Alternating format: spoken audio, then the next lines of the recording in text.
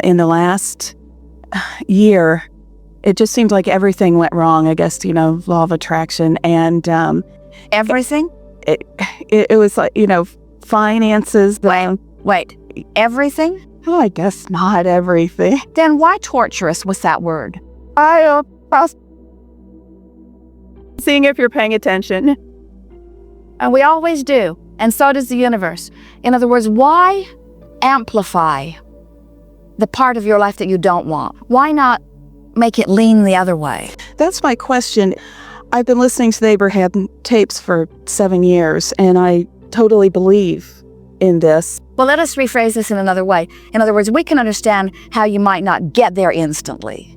But what we want you to ask yourself is, why am I emphasizing what I don't want? Why not make the best of something rather than the worst of something? And we can give you the answer in terms of vibration, because we know that when things are happening and you're observing them, that a momentum gets going and it is harder. We're not saying, why didn't you do it? We're saying, why don't you now try to make the effort? And so we just thought that was a good place to start. It's softer to say, instead of everything's going wrong, which is not true and you know it, some things have been going wrong. And even if you said most everything is going wrong, that's not even true. Some things that I care about are not going the way that I want to. That's a better statement than everything's going wrong. That's it. I guess the things that a few things have been going wrong. Some of the things that I've been wanting aren't going the way I want them to go. And some of the things have been going the way I want them to go. And I'm not interested in telling you about anything that's going well. I'd rather tell you about what's not going well, because there's not really a good story in what's working. The good story is in what's not working. And I'm better at telling the story about what's not working because I practiced that story ever so much more. I have funny ways of telling it, funny ways that I learned from my mother, as she learned from her mother, and things that I've seen on television. And I have this sort of comedy routine I do about all of the things that are going wrong. So that's the drum I just like to beat. We're not picking on you. You are a good representative of so many people who are just so used to telling a story one way, as if you're not thinking about there being some alternatives. So we'll talk about anything that you want to, but before we do, we would like you to tell us about a couple of things that have been going well.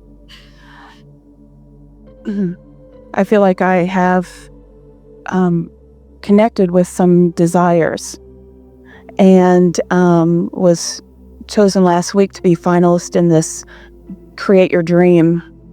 I don't know if it's a competition or whatever, and you win some free coaching to help you manifest your dream. And what else? Things going well. It's like I feel everything that's going well right now. There's this, but what's going to happen next? Well, I'm at the top. Being clear. No. Yes. It's all right. You're doing a very good job of demonstrating that when you're in a place, that's all you have access to. And you, for some reason, you keep thinking that we're asking you what's gone wrong. And what we're asking you is, we know that there are some things going well. What are some? You're doing just fine. What you're pointing out in a very apparent fashion is what we said earlier, that when you're vibrating here, you don't have access to these thoughts over here. In other words, you just can't find them. You know what we're reaching for, and you know that you ought to be able to, but you don't have access. It's like your mind is blank about anything that's over here, but it's easy to talk about what's over here. Pretty normal, isn't it? In other words, that's what law of attraction is doing for you and doing to you. In other words, you've got vibrational access to this stuff, and Abraham is demanding this stuff from you. And we are sort of asking an impossible thing. You can't find it. So what you want to do is start where you are and start talking about whatever it is that's on your mind. And we're going to show you how to move it gently to a better feeling place. So begin. Okay. In June, I was diagnosed with depression and put on medication. And I felt better, and I started exercising and eating right also. And I'm wondering, why did I have to get to that spot when I know I have these tools? Because law of attraction is very powerful.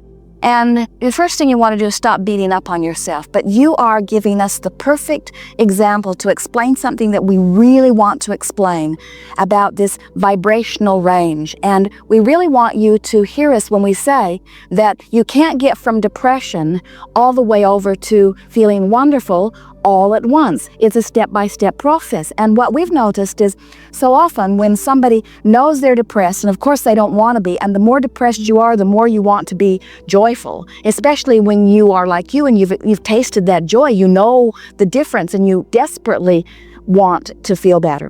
What happens so often is as you go for treatment and you are feeling very depressed, almost everyone who is wanting to help you to get over into this better feeling place just sort of amplifies and helps you beat the drum of where you are, which just exacerbates the problem.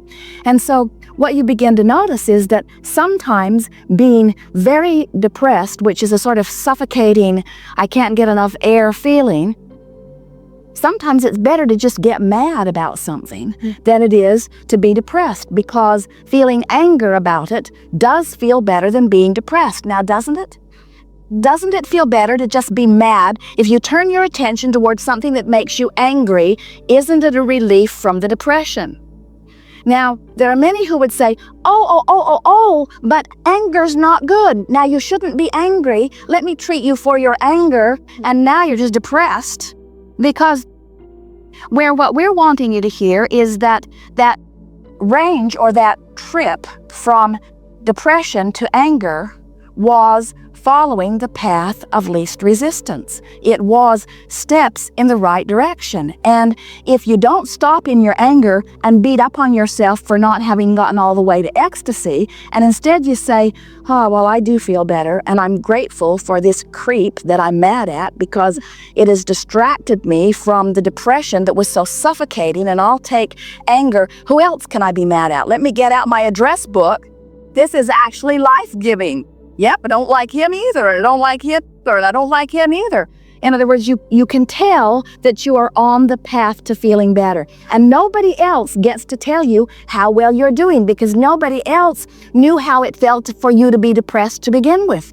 Nobody else knew. Nobody else can know what words or thoughts are going to make you feel better. Now, you could have somebody in your life, like parents often are with children, where you are distracted from whatever it is and a little breath of fresh air seeps in. But there's something so powerful about you deliberately making the decision that today I'm going to be mad all day instead of depressed, because mad is an improvement over depression. And so you just go and you just make as much trouble for as many people as you can. Is actually kind of satisfying and humorous. You're starting to get a feeling of your own power back. It felt a lot better. Now, some Abraham smart aleck is going to see you somewhere in the grocery store angry like that and is going to want to coach you into being all bright-eyed and bushy-tailed and just punch their lights out. Just because they don't know. They don't know what your path of least resistance is. Only you know what it is, and only you know that you feel so much better than you feel yesterday, that you're on the road to progress. And it doesn't matter, because you're not trying to compare yourself with anybody else. Your path of least resistance does not have anything to do with anybody but you and your feelings.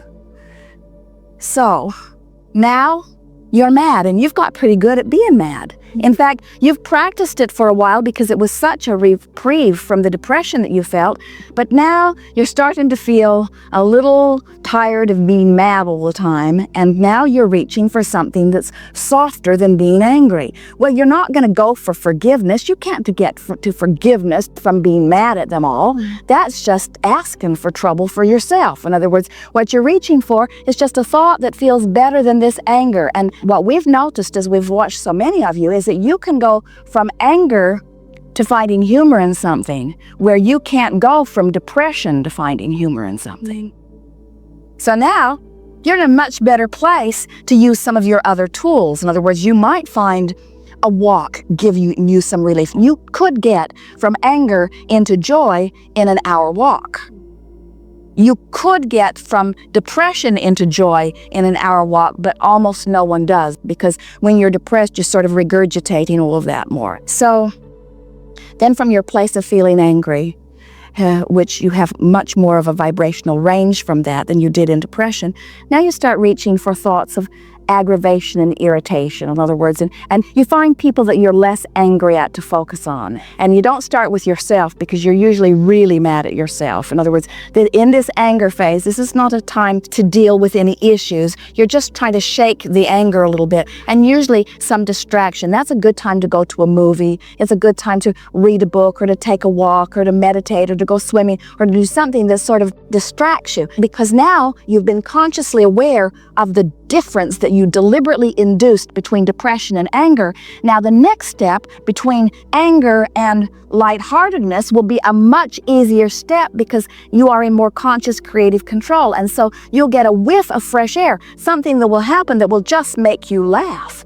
And as you laugh hard at something, often that's enough to make the transition completely for you. Yeah. Good.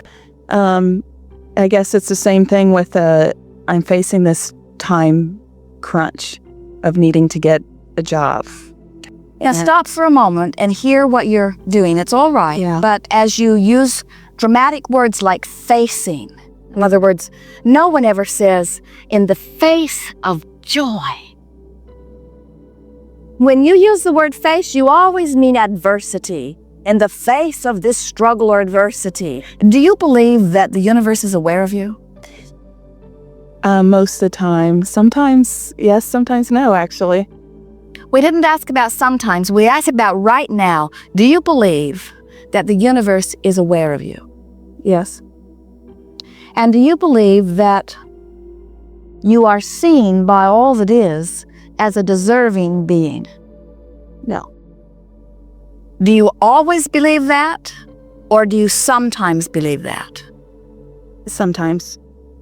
So that statement wasn't really accurate, because of all the time that you believe that you are deserving, we would think it would be when you've been chosen from more than 100 people to have a conversation with God. What?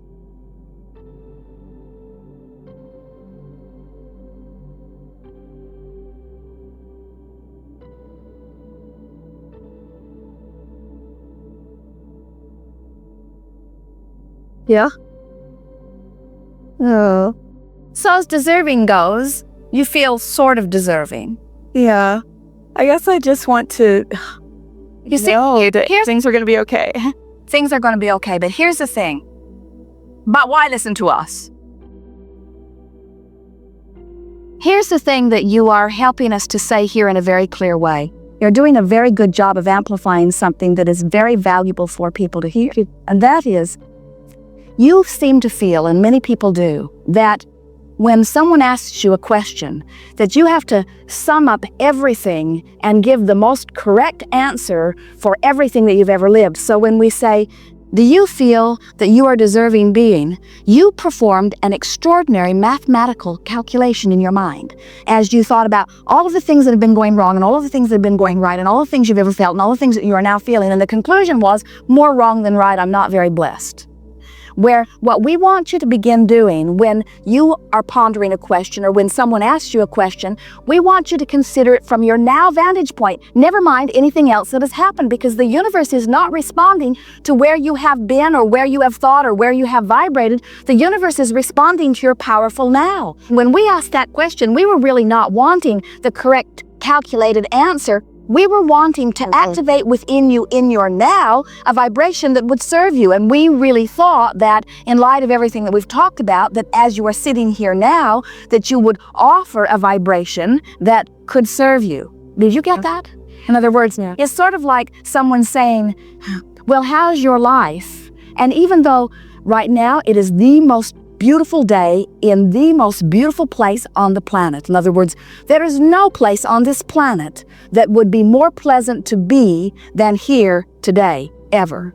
And so if someone were to say to you, how's your life going? We'd factor that in. In fact, it would be a really, really big factor to us. We wouldn't think about the flat tire we had last week or the bills that we could not pay. As people are perceiving you in your now, you have this feeling that here you sit as the sum total of everything that you've been, and we want you to just be the vibrator here in this moment that is doing your best to create a point of vibrational attraction here and now.